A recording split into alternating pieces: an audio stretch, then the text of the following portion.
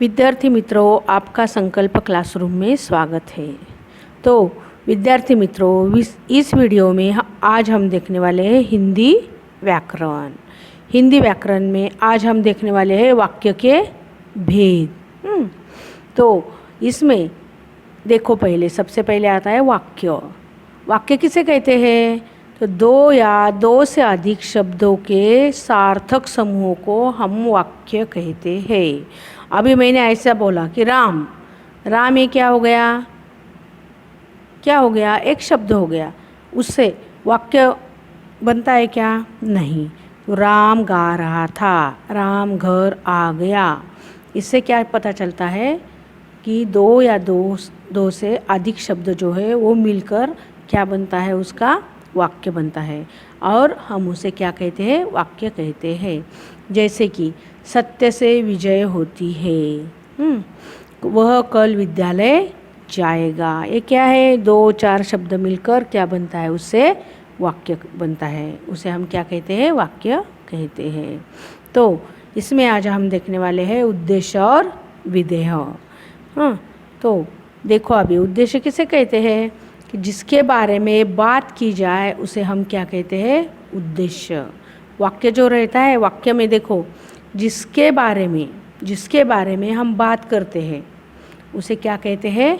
उद्देश्य कहते हैं। उद्देश्य सहसा तो नाम और सर्वनाम से ही जुड़ा रहता है। उसमें क्या रहता है? उद्देश्य में नाम या सर्वनाम। अभी देखो आगे, तो जो बात की जाए उसे क्या कहते हैं? विधेय कहते हैं। उद्देश्य किसे कहते हैं? जिसके बारे में हम बात करते हैं उसे उद्देश्य कहते हैं। और जो बात की जाए उसके बारे में जो बात की जाए उसे क्या कहते हैं? विधेय। जैसे कि मोहन प्रयाग में रहता है। जैसे कि मोहन प्रयाग में रहता है। अभी इसमें देखो, उद्देश्य क्या है? उद्देश्य है मोहन। मोहन क्या है? एक नाम है, संज्ञा है मोहन। तो मोहन क्या करता है? तो मोहन प्रयाग में रहता है। इंग्लिश में इसे सब्जेक्ट और प्रेडिकेट कहते हैं। तो यहाँ पे उद्देश्य हो गया मोहन, और उसके बारे में जो कुछ कहा गया है वो क्या है? विधेय।